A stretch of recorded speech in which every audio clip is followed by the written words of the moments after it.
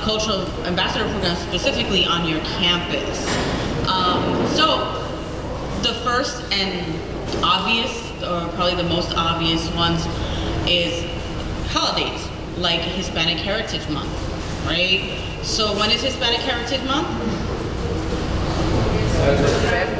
September 15th to October 15th, which doesn't give you a lot of time, understandably, to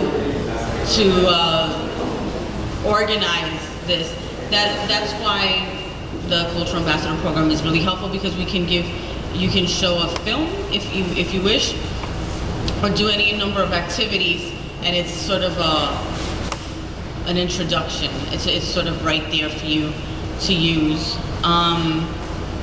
And most often what we encounter are administrators, possibly who are not Latino, not Puerto Rican, who might not know and just what to do, and use a lot of generic, they Google like what to do on Latino Heritage Month or Hispanic Heritage Month. And this is great to just be able to present the Cultural Ambassador Program to them. Organize amongst I think that there was a conversation earlier about introducing each of the parts of the courses during their not staff meetings, but your general population, your club meetings, sorry. I lost track for a second. Your club meetings. And also someone mentioned LinkedIn. Where is that person? That was a great idea, thank you so much. That this could be incorporated into a LinkedIn piece, so that you can actually put that on your LinkedIn file. In New York City, in particular, we have Comité Noviembre that celebrates. In New York City we celebrate Puerto Rican Heritage Month specifically in November. And there's an organization called Comité Noviembre that's the organizing body of most of those activities.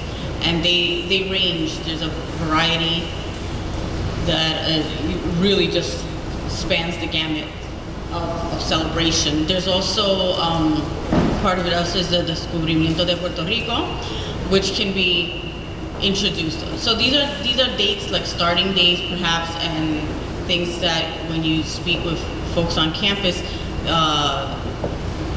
ways to galvanize around the Cultural Ambassador Program using these dates. We can go to the next slide. Of course, some calendar dates, Puerto Rico history, El Grito de Lares, which affirms Puerto Rican identity. And another one, popular one, is Women's History Month. Most of you have seen the Gura Verpre one documentary, but remember that those are also, there's teaching guides that follow that documentary too, and we'll talk a little bit about those. And of course clubs that you belong to and are part of the executive staff of these clubs, and collaborations, libraries, after school programs, and it's just fun. And so just as an example, we collaborated with the Cleveland Public Library. They went through the whole Cultural Ambassador Program together. And that's something, when we talk not just about campus, but I know that a lot of you are part of service organizations as well, and that's another way to connect community and campus too. And after school programs, we've worked with some after school programs. Sometimes during the day, they're just filled, their curriculum is just filled, and they have to satisfy state requirements and what have you. And the after school program allows them some leeway. We also work with some after school programs,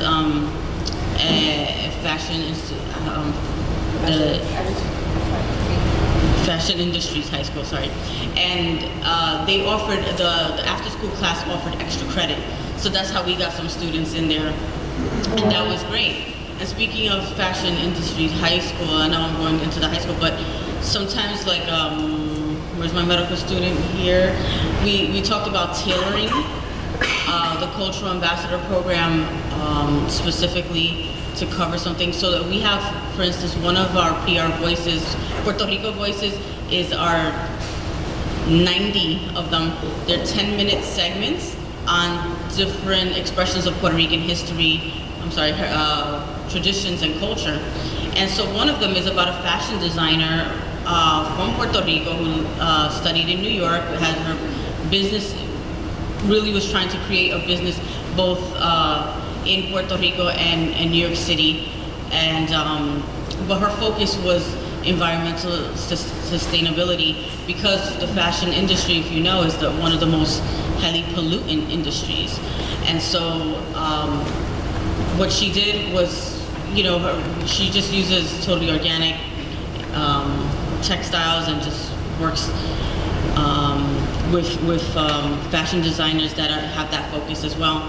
But the idea is that we were able to show that was one of the first set PR voices that we showed at Fashion Industries High School, so that with 90 of those segments, we have pretty much something for everyone.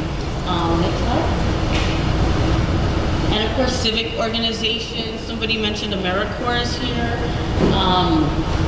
Voting, voter registration. There's a lot of different types of civic organizations. Educational organizations. What are some that we can think of? Some civic or educational organizations, civic activism, that we could bring this to your campuses or to these organizations, these community organizations. What was that? Enlaces. And where is that? Holyoke, Massachusetts. Okay. Enlaces. Some other organizations? LULAC? Yeah, LULAC. Anybody else? Okay, educational organizations? NABLE. What's NABLE? It's the National Association for Bilingual Educators. Okay, National Association for Bilingual Educators. So organizations like that. Yeah. Next slide. Well, these are the questions. But the idea is that brainstorming, where can you in your campus, but also you're creating campus partnerships with community, bring the Culture Ambassador program there. It was kind of go over a little bit of, you also by now received our brochure. But the brochure, I won't go into too much detail, but the brochure will give you an idea, an overview about what's offered. So the first one is what you're familiar with. The course one is History of Puerto Ricans in the U.S. That includes the 4 documentaries and the essays, History of Puerto Ricans in the U.S. The following one is the one I mentioned. There's 10 videos to course 2, Culture and Traditions, and that's the theme of that is Puerto Rican Voices.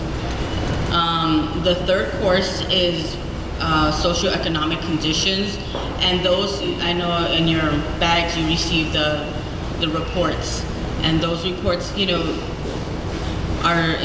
they're produced from Centro, so we wanted to use those, the products that we offer. The fourth one is Puerto Rican history, so we're now looking at, there's a 15-part video series on the history of Puerto Rico.